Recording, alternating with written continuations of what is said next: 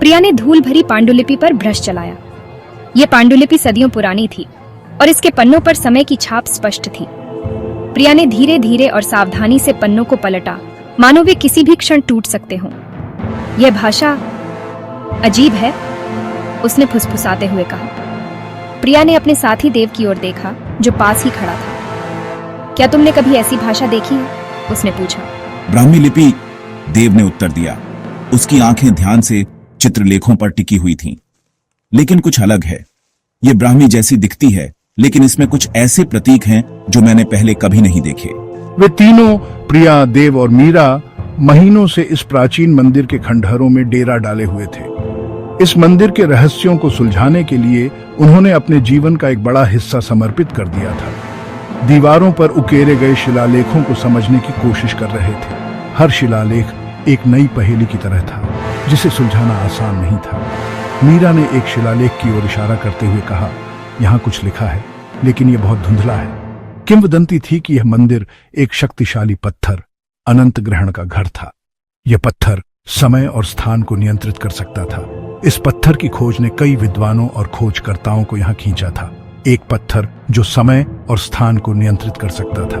यह पत्थर केवल एक मिथक था या सच्चाई, यह जानने के लिए प्रिया, देव और मीरा ने अपनी पूरी ताकत लगा दी थी। वे जानते थे कि अगर वे इस रहस्य को सुलझा पाए तो यह मानवता के इतिहास को बदल सकता था। अचानक मीरा चिल्लाई, देखो! उसने एक ढीली ईंट की ओर इशारा किया। देव ने सावधानी से ईंट को हटा दिया। उसके पीछे एक अंधेरी, खाली जगह थी। एक सीढ़ी नीचे की ओर जाती हुई दिखाई दे रही थी। डर और उत्साह से भरे हुए उन्होंने मशालें जलाईं और सीढ़ियों से नीचे उतर गए। नीचे एक गुप्त तहखाना था। दीवारें अलमारियों से सजी हुई थीं, जिन पर प्राचीन ग्रंथ और कलाकृतियां थीं। यह रक्षकों का गुप्त संग्रह था, अनंत ग्रहण की रक्षा करने वालों का एक प्राचीन समाज। प्रिया ने एक मेज पर फैला हुआ एक चमड़े का रोल देखा। यह रोल बहुत पुराना और रहस्यमय लग रहा था, जैसे इसमें कोई गहरा रहस्य छुपा हो। प्रिया ने धीरे धीरे उस रोल को खोलना शुरू किया। उसकी उंगलियां हल्के से चमड़े को छू रही थीं। जैसे ही उसने उसे खोला, उसकी आंखें चौड़ी हो गईं। नक्शे पर बने जटिल डिजाइन और अजीबोगरीब निशान देखकर वह हैरान रह गई। यह एक नक्शा था, लेकिन यह कोई साधारण नक्शा नहीं था। यह नक्शा बहुत पुराना और जटिल था, जैसे इसमें कई रहस्य छुपे हों, लेकिन एक साधारण नक्शा नहीं। यह नक्शा उन रहस्यमय चिन्हों और प्रतीकों से भरा हुआ था जो किसी प्राचीन सभ्यता के हो सकते थे।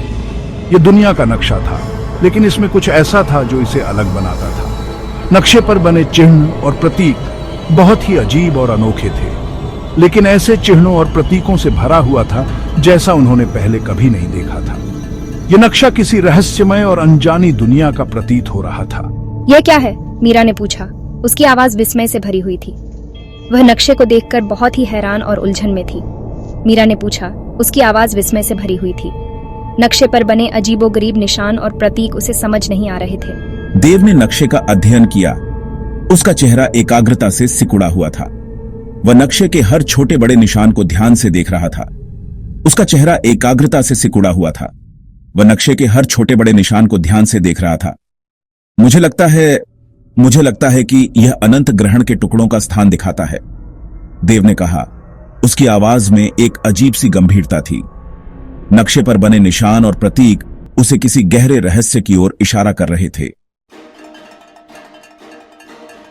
नक्शे में दुनिया भर में बिखरे हुए दर्जन भर से अधिक स्थान चिह्नित थे।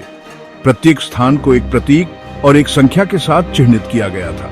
ये संख्याएं, मुझे लगता है कि वे समय अवधियों का प्रतिनिधित्व करती हैं। जैसे कि प्रत्येक टुकड़ा इतिहास में एक निश्चित बिंदु पर एक निश्चित स्थान पर प्रकट होता है। रक्षक हमेशा जानते थे कि पत्थर को एक साथ वापस रखना खतरनाक होगा, इसलिए उन्होंने इसे तोड़ दिया और इसके टुकड़ों को समय और स्थान में बिखेर दिया। मीरा ने एक गहरी सांस ली। उसके मन में कई सवाल थे जिनका जवाब उसे नहीं मिल रहा था। वह जानती थी कि यह यात्रा आसान नहीं होगी, लेकिन उसे अपने दोस्तों पर भरोसा था। तो अनंत ग्रहण एक पहेली है, एक ऐसी पहेली जो सदियों से अनसुलझी है। इसके रहस्यमय प्रतीक और प्राचीन कलाकृतियां हमें अतीत की गहराइयों में ले जाती हैं। समय के माध्यम से फैली एक पहेली। ये पहेली समय की धारा में बिखरी हुई है, और इसे सुलझाने के लिए हमें अतीत के हर कोने में झांकना होगा। देव ने नक्शे को रोल अप किया। वह जानता था कि यह नक्शा ही उनकी एकमात्र उम्मीद है। इस नक्शे में छिपे संकेत ही उन्हें अनंत ग्रहण तक ले जा सकते हैं।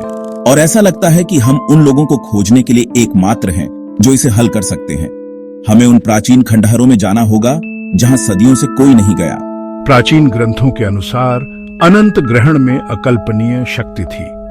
यह शक्ति इतनी प्रबल थी कि इसे नियंत्रित करना किसी के बस की बात नहीं थी। लेकिन गलत हाथों में यह विनाश का कारण बन सकता है। अगर यह शक्ति किसी बुरी ताकत के हाथ लग गई तो इसका परिणाम भयानक हो सकता है।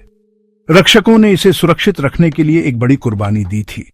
उन्होंने अपनी जान की बाजी लगाकर इसे छिपाया ताकि यह शक्ति गलत हाथों में न जाए। और अब यह प्रिया, देव और मीरा पर निर्भर था कि वे अपने मिशन को पूरा करें। उन्हें हर हाल में इस पहेली को सुलझाना था ताकि दुनिया को विनाश से बचाया जा सके।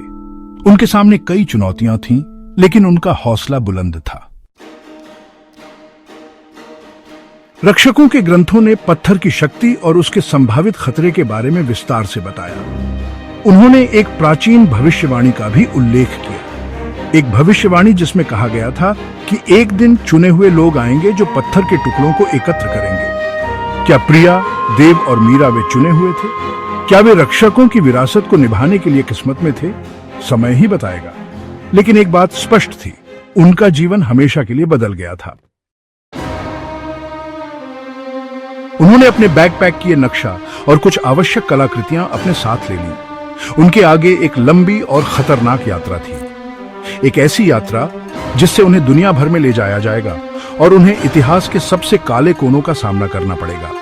लेकिन वे तैयार थे। उनके पास एक मिशन था, एक उद्देश्य, और वे तब तक नहीं रुकेंगे जब तक वे अनंत ग्रहण के रहस्यों को उजागर नहीं कर लेते। उनकी यात्रा बस शुरू हुई थी।